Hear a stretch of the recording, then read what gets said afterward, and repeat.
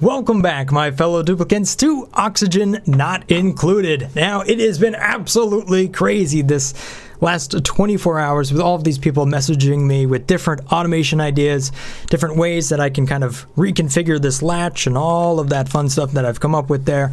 And I have really been hitting the books hard as far as trying to understand how to make all of these little diagrams work and everything like that. I mean, look at all this stuff. I got this, I got that, I got all this, and they work. I've gotten them, I've got a fair understanding. I tried to make a video on that, but gave up. But one of the cool things that you guys came up with as far as, different ways to either move liquid or gas, besides using this, fairly inefficient method over here, which is just a liquid pump, is by using or exploiting these automated doors. So we can take a look over here. Dmitry Gibkov has a door system, or many of you guys have door systems. As you can tell, there's about 26 mentions of door systems over here that can convey liquid, or they can convey gas up and down and all of that fun stuff like that. And I think at one point I mentioned that in one of these comments that it should be possible to make these with just the buffer gates. So that's what I have set up right here, just a small demonstration of what's going on. Let me go ahead and place a vacuum at the top of this guy, and we'll see how this crazy little system can work, right? So this method over here is just pumping liquid to the top and bottom, and then we open a door to let some gas flow through. Now this does work, and it does have some advantages. You can see that it's open to atmosphere right now, and atmosphere in this base is 5.7 kilograms. So watch what happens when I turn this on. All of these doors open, and then it starts to move that little bit of gas up near the top. Now, for some odd reason, I somehow grabbed a bunch of polluted oxygen, so that's not working. Let me get rid of that. No, seriously, get rid of the polluted oxygen. Well, okay, that's an odd problem. There we go. Now I've got oxygen up there at the top. Maybe just having two blocks is not the right way to go. But you can see what this system is doing here as far as it opens all of these doors, so it has a vacuum and it quickly pulls in a charge of air, and then it's closing these doors, displacing that air, but it only has one direction to go. So up here at the top, we can see that the amount of oxygen in that space right there is continuing to increase over and over again, right? So that's 47.7 kilograms right there. And this just keeps going up and up and up. So I want to kind of just play around with this to see what kind of crazy things we can come up with here. One of the main ideas is that we can pull in a certain type of gas into a chamber here and then compress it down into a really small space. The same goes for liquid. We might be able to compress liquid as well. So we're going to play around with this to see what all we can do with it and just have some fun. So if I turn this switch off, that turns this entire system off. So let me just show you the automation that I have going on here. This is an AND gate. So this AND gate will send an active signal once the switch is on and this entire signal has looped back around. So this signal at the beginning of its loop goes to a buffer gate. And a buffer gate only adds, basically, it will turn everything active and then add a delay before it turns off. So if I set all of these, I'm going to change them all to 1 second, then everything here should be active, and then these should close in 1 second intervals as it moves up. If I can ever click on it. Come on, game! There we go. Okay, so at the top here, I also have a filter gate, which does the opposite, right? So this adds a delay for the amount of time that I want this door to remain kind of open and stuff before it goes backwards. So it's just buffer, buffer, buffer, and then filter. So that kind of holds this door closed while we're letting more of that oxygen flow into this space. So essentially what this filter gate is doing is saying, how long do I want all of these doors to remain open to let gas flow into this, these pumping doors. So I can actually take this, and it seemed like it would be better off maybe near 20 seconds. And I can just reduce this to 1 second here, and so on and so forth all the way back down. And then I'm using a NOT gate at the end to flip that signal so that I get an active signal right here for my AND gate. So that's all it is. There's really not a lot to it. You could just, look at that and copy it if you didn't get what I was saying, or if I didn't explain it well enough. My voice is a little hoarse. I was literally just trying to make a video on all of these different switches, which I've destroyed this switch right here, which is actually a D-lock gate right there, or a D-latch, or a gated D-latch actually. But I'm still running into problems with bugs in the game, and the fact that everything when it loads in is in a standby state, and I don't know how to get rid of that. So if you got a comment on that, just use the word standby, and that way I can actually filter these comments, because I'm getting like paragraph after paragraph of comments down here, and it's really, really hard to process all the information that's coming my way. So keywords are key for me being able to actually sort through those at this point. So let's go ahead and run this door real quick. And there we go. Everything's open, so this will be open for a little while. And now those doors move quickly up. So that's at 110 right there. 113. So I'm gaining about 26 kilograms worth of oxygen each time that's moving in. So this is what it looks like at 1-to-1 speed, or slow speed.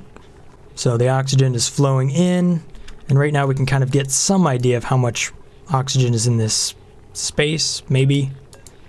Well, I can't ever hover over it and see what I need.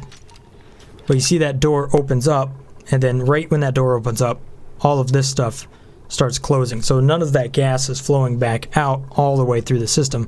Some of it does come down here, and it starts to rebalance a little bit. You can see it flow down, but we're cramming more into it as it's functioning, you know. That's so cool. What a fun idea, guys. That's awesome. So you can see how this system works right here.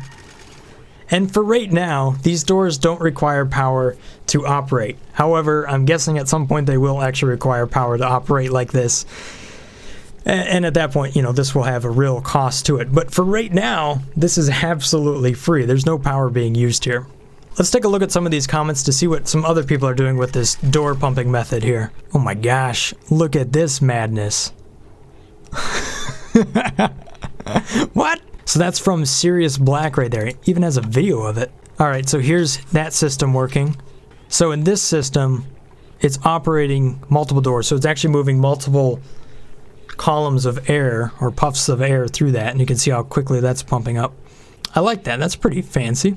What that means is we could add a couple stages to this to have a multi-stage compressor. I like that. Here's another example, just showing that you could do this with as little as 3 doors right there to pump it from one side to the other. In this case, a liquid. Take a look at this. Samsonite Dove has gone as far as to make a 7-segment display for like a number right there. Look at how much is involved in something like that. Holy cow. Hopefully they'll add some more automation stuff that we can actually, you know, do little displays like this without having to build just so much into it. Although there might be ways of getting around that actually. But I haven't figured them out yet. Xanova here has another example of how we can use this, but this one is actually using a liquid to compress the gas. So liquid's at the bottom, that liquid gets forced up into the middle chamber right there, and then all that gas gets pushed up. So that's pretty awesome. So there's a lot of different ideas that you can use as far as, you know, manipulating liquids and gases with these airlocks and figuring out how we can compress things. So as this has been running, we're now up to 271.6 kilograms in this space right here. So if we really speed it up and just let it run, you know, for a couple cycles, this will just keep going up and up and up.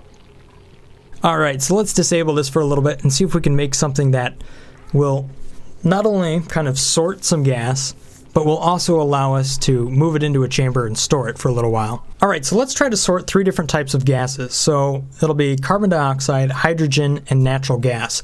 So these are 3 different gases that are all very useful in kind of their own way, but we want to store them at a higher pressure so that they don't take up as much space in our base.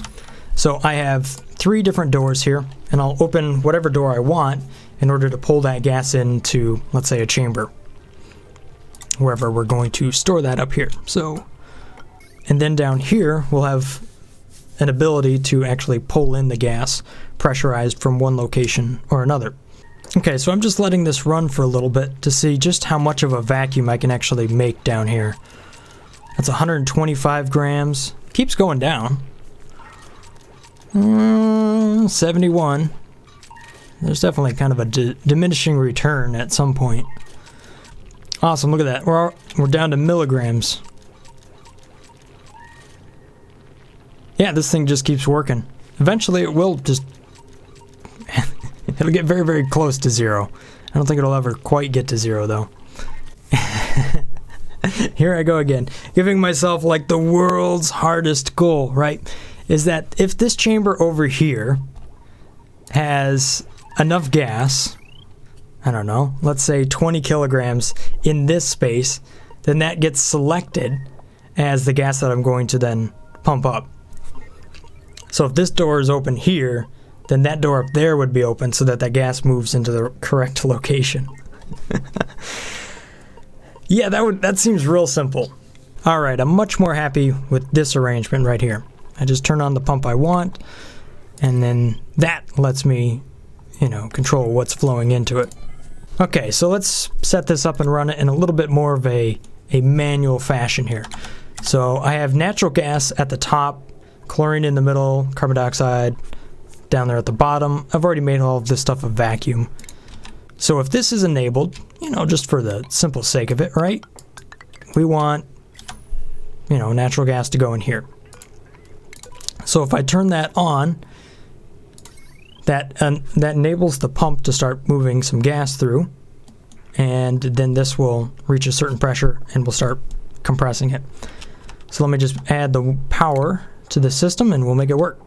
And there we go. So now this is just continuing to pump more and more natural gas up to the top. So that's working out. This actually might want to be, let's say, what's our tolerance? 150 grams or so that this will continue to run in this arrangement until the gas down here is less than 150 grams. That allows us some method of control of how much we're going to pollute the other chambers. Alright, so now that I've pumped a lot of this natural gas, over here, I want to turn the pump off. So we'll signal the pump to turn off, but now my door closes. But since the rest of this is still running, I would still like to have this door open. So this door should remain open until this signal is nothing. So now I need to go look at some of my, latches up here. So this signal here that turns that pump on will be the one that enables that. And then if I tie this right over here, then I'm good to go. And if I bring this down to my pressure switch. Why did that? Oh no. No. This isn't what I want. Not another bug. Okay, so whatever you do, don't pass too close to some of these gates, because for whatever reason, it really seems to drive, I don't know. It's weird at the moment. I'm sure they'll fix it. Alright, so there we go. So let's just re-enable this one real quick. So if I turn this on, that opens the door to let all that natural gas in, and we start to compress for a little while. Oh, okay. Ooh. Never mind. What if I do this? What if I add an XOR gate right here? So this is on if that's off like that. So what that means is that when I turn this on, it will be closed in this space. Isn't that going to open all the doors though, whenever the pump's off? Maybe I bring it off of this wire here. Yeah, there we go. Okay, that'll work. No. Oh boy. So now that still remains open while this natural gas sensor down here is still active. So it's got to pump quite a bit of gas in order for it to make its way up, up to here. So if we just let this speed up for a little bit, let's see what happens. Okay, for a moment there it turned off. There we go. And now that door closed. So what I'm left with is a fair bit of natural gas right here that's stuck. It doesn't have anywhere to go. I guess one way you could do this is if you're using a liquid, like naphtha right there, you could pump that up and it would take up that space up here. So you'd have this chamber right here be at the top. And then the gas would flow over there, and then you can close the door and then drop that liquid back down. That would work. How hard would that be to set up? Okay, so you can see this working. I'm moving these little chunks of copper, and they're finding their way up to the top, right? And then they drop all the way back down. But what I need to do is add a delay for this door to close. That's somewhere in between, the drop of this liquid and, when that door closes. Oh man, this is madness. All right. That's 3. It's kind of warm, but whatever. There we go. Oh, this stuff does not work too well like this. Look at it go. It's like all up on the wrong side. I just don't know. It doesn't seem all that much more effective than just saying, okay, I'll build 3 of these. I mean, the amount of, the road we're going down is not a simple one. And it's not going to be simple. Okay, so here we go. This is about how much I recommend trying to do this number right here. Just like that. Yep, that's your best solution. Okay, let's try something different. Alright, there we go. We've dialed back the madness a little bit here. So let's see what we can do with this number. Seems much easier to deal with. Alright, so here's what I have going on. I've got all these doors all synchronized here to this switch. And there really isn't a whole lot of automation involved here. All the doors are running at the exact same time, because if you're going to pump in one gas, well, you might as well compress everything that's down here. So it doesn't really make any sense to, plop in a lot more automation than we already have. I'm also going to try to compress liquid over here. I'm using the airflow tiles because in a previous experiment, which was the water pressure test for tiles, which has since changed a little bit, I found that the airflow tiles don't break under pressure. They seem to be able to take as much pressure as they can get. However, the liquid vents here will overpressurize at 1,000 kilograms. So there's only going to be so much water I can pump into this space over here. At some point, this water should try to go up to where this door is, and that door should be able to grab that liquid and start pushing it up. So the idea is, can we compress liquid up here? Because if so, then we can compress polluted water, or we can compress just water normally, which would really help with like steam geysers or toilets. Alright, so let's run a full test here. I've got all of these gas pumps running their respective gas to the chambers above them. And when I enable this switch, hopefully everything starts to compress.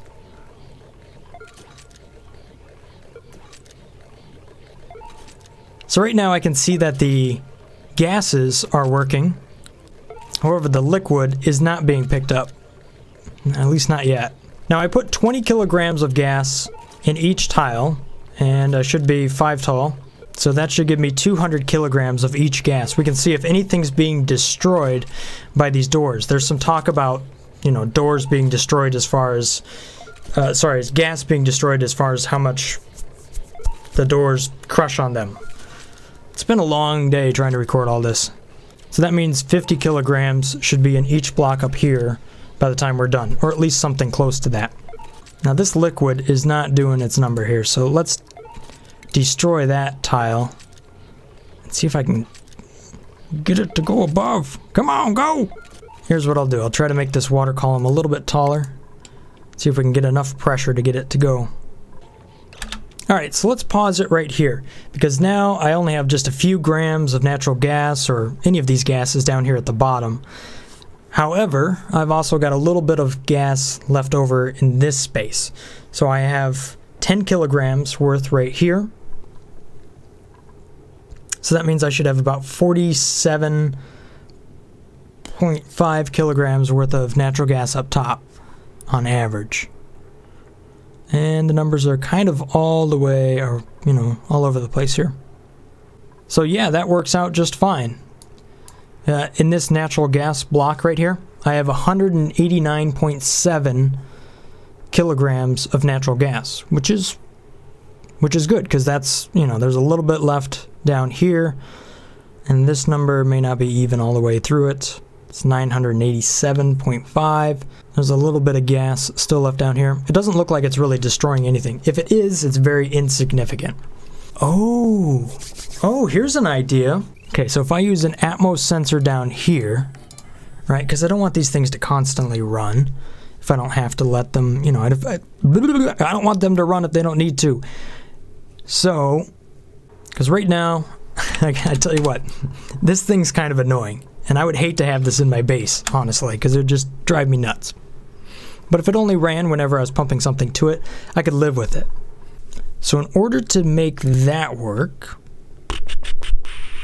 what I need to do is basically get rid of all of these wires. And we'll run them down through here. And I'm just going to run an AND somewhere down here so that I get what I want. So this has to be green, and that sensor has to be green. So I think I can do it just like this. So if I turn this pump on just for a little bit. Oh, bummer! I have to do a little logic loop for each one. That's kind of a lot, really. So here's the next best thing. So if we add an OR between these two, then either of those can turn this on. See how that one's full, so it's ready to go. And then if I throw an AND right here, ta-da! I can't get to it. There we go. So then I could plug this whoop, boop, boop, boop, boop, boop, boop, into there, and that one into there. And that will let me know if any of those sensors are above, are ready to go. That's not an AND, that's an OR. There we go. And then I have to connect all these doors back together. There we go. I mean, it's a little bit more annoying, but I can still live with it.